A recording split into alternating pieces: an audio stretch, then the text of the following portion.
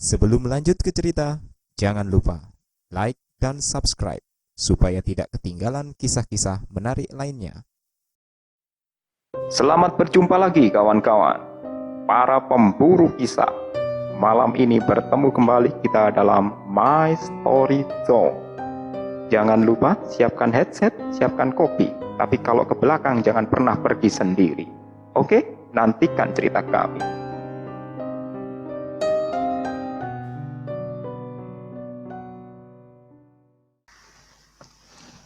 Halo sahabat, para pemburu kisah. Assalamualaikum warahmatullahi wabarakatuh. Jumpa lagi di Mystery Zone.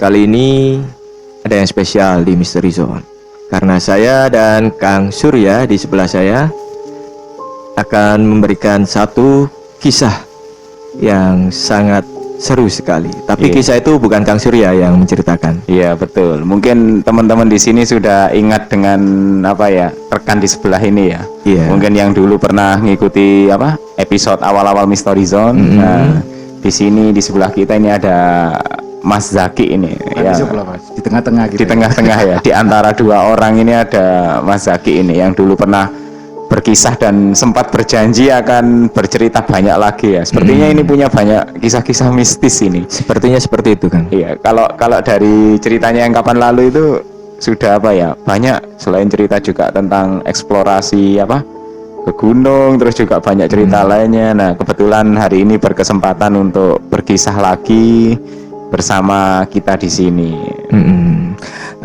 Ngomong-ngomong, Mas Zaki, ini ceritanya mengenai apa dulu ini? Sumur tua itu. Sumur tua. Sumur tua. Nah, tapi sebenarnya sumur itu masih berfungsi, masih dipakai yang punya rumah, karena sumur itu berada di belakang rumah. Oh, terpisah gitu ya? Terpisah dari rumahnya, di luar rumahnya. Di area pekarangan rumah.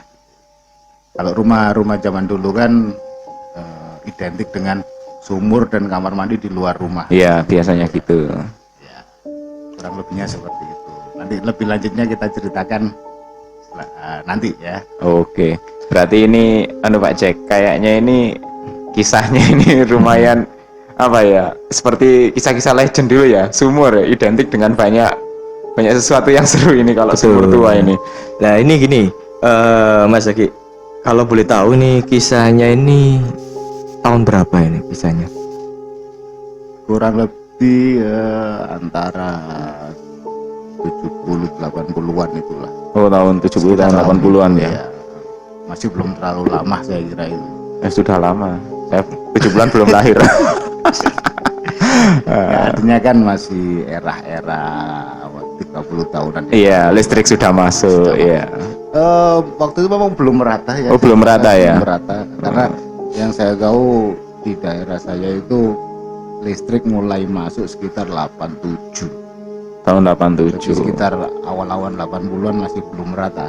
Oh iya. Ya memang sudah ada Betul. sebagian tapi memang belum merata. Oh iya.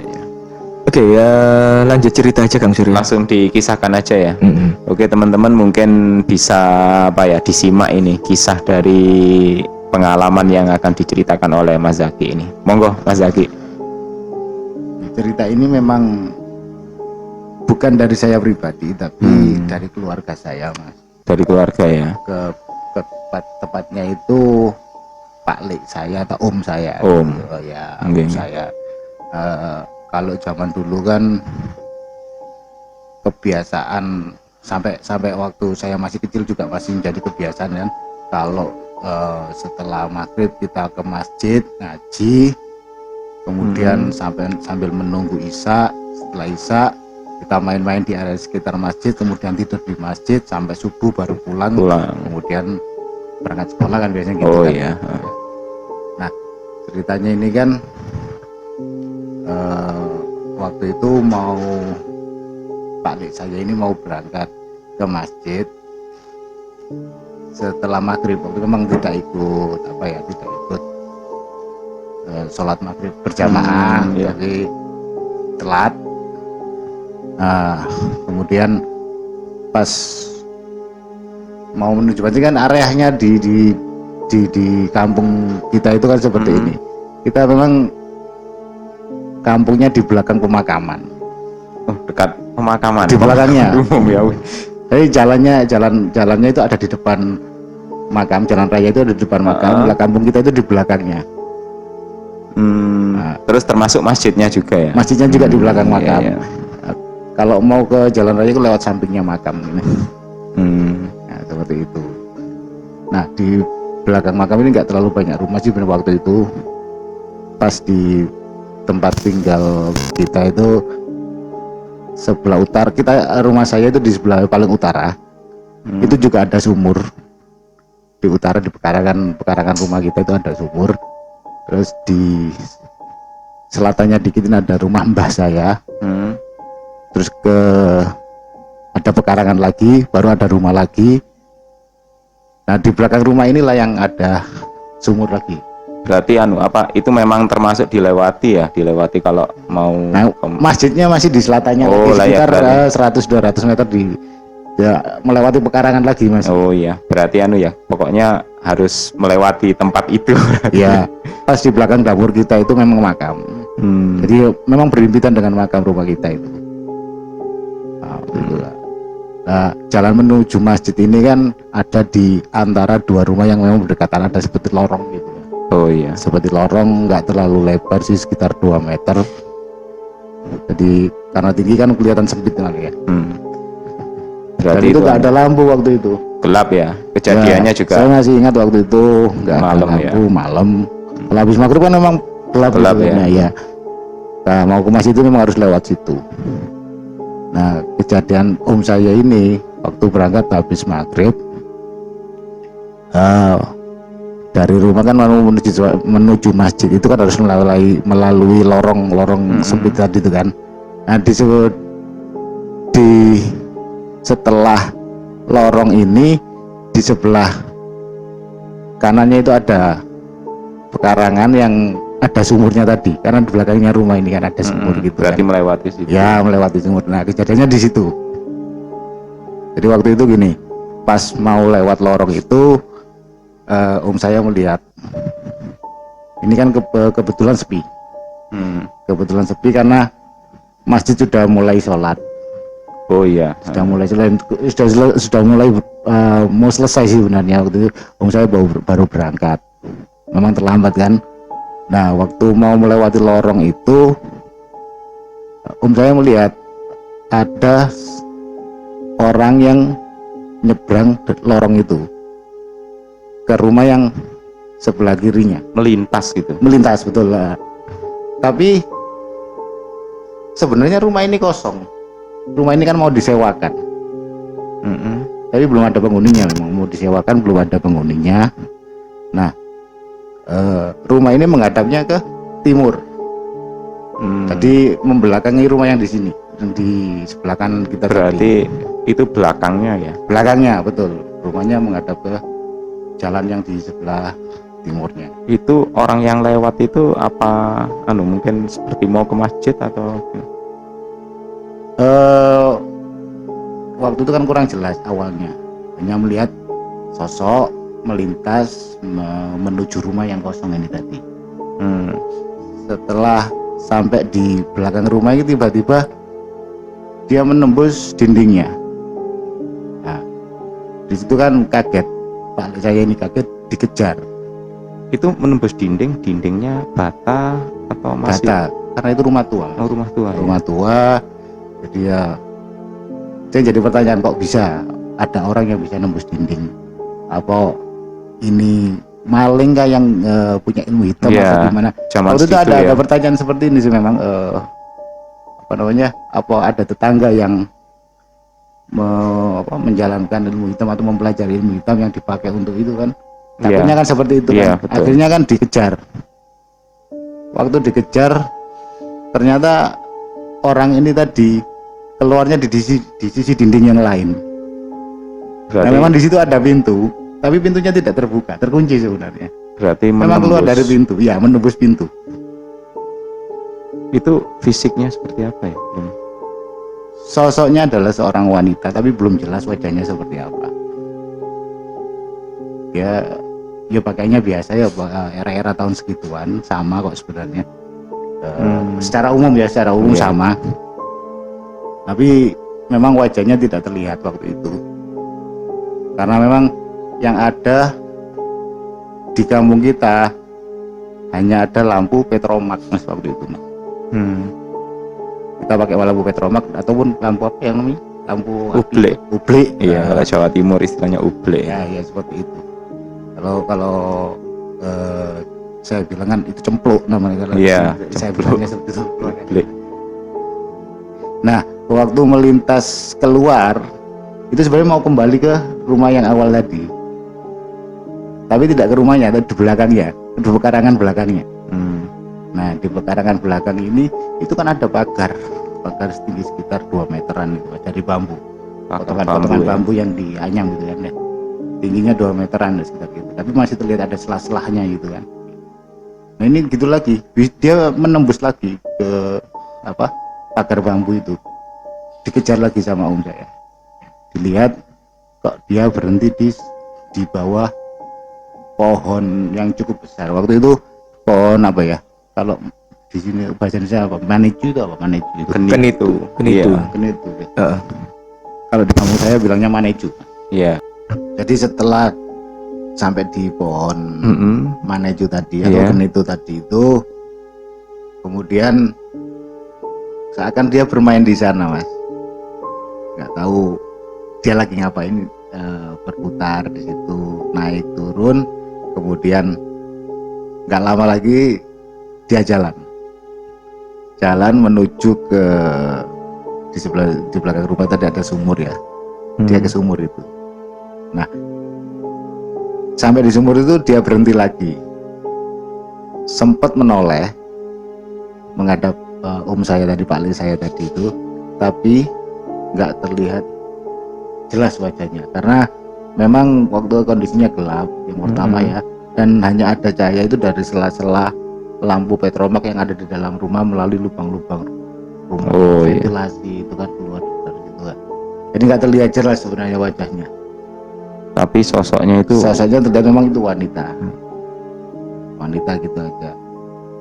Setelah menoleh itu Mas, kemudian dia turun ke sumur. turun itu meloncat apa seperti terhisap atau? Ya pelan-pelan, tapi ya berdiri aja gitu. Dia pelan-pelan turun. Seperti ambles menghilang Ya gitu seperti ya? ambles ya, kalau ambles seperti itu. Turun, kemudian sampai di situ hilang. Nah kita memang nggak bisa ke sumur itu karena jalannya kan harus melalui rumah tetangga Iya, saya tadi. pemilik kan. rumah Nah, itu. pemilik rumah tadi yang punya pekarangan itu kan. Jadi pintunya terkunci, kita nggak bisa masuk ke situ, nggak bisa memastikan. Tapi waktu itu kan di pikiran Pak Le saya bukan apa ya, itu hantu atau apa, tapi yang ada di pikirannya adalah apa ada yang mempelajari ilmu hitam untuk bisa sampai menembus dinding kayak gitu, yang sampai bisa masuk ke sumur kayak gitu. Yang ada di pikirannya waktu itu seperti itu.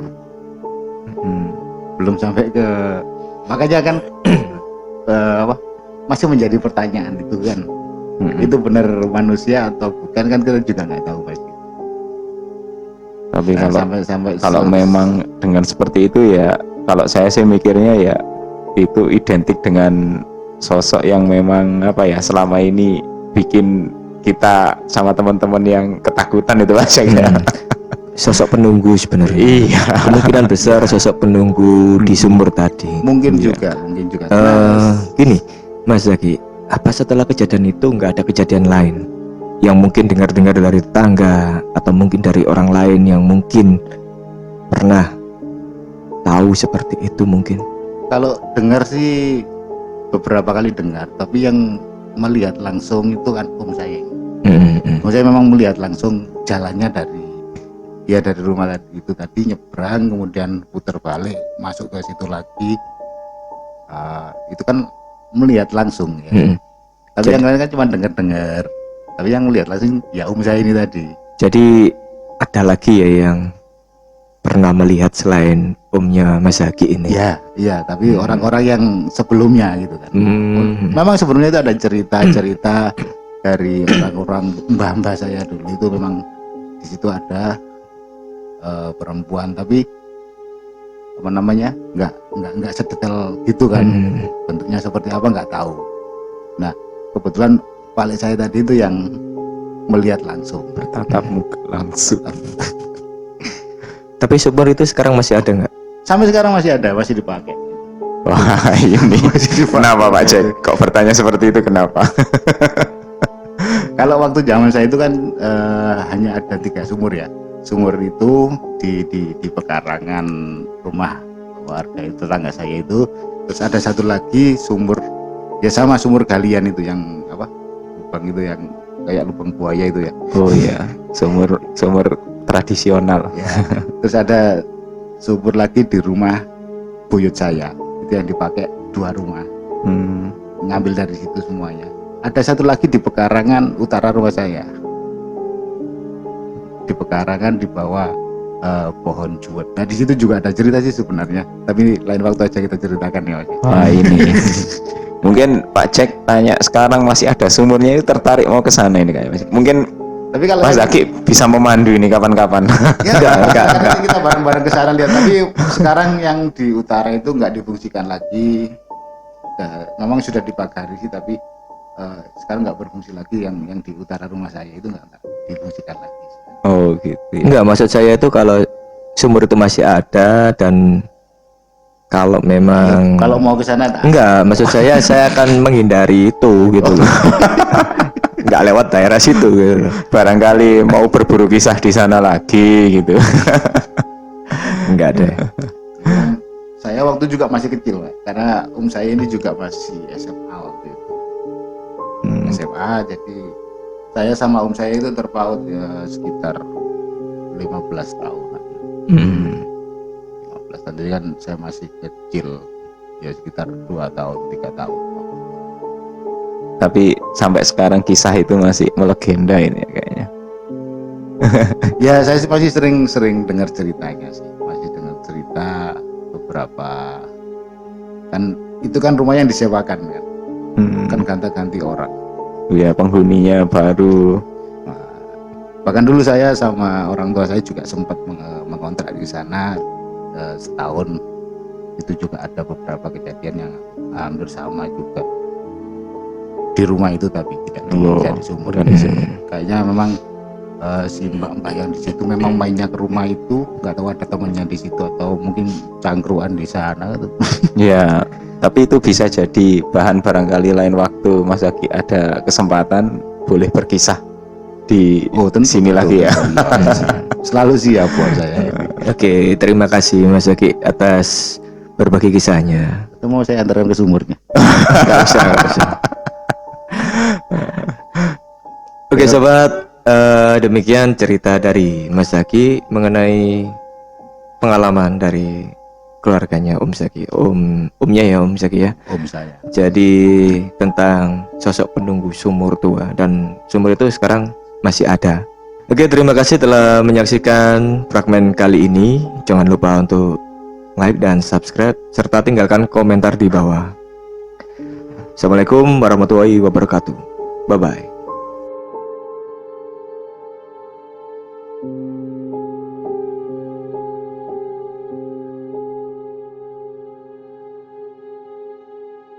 Thank you.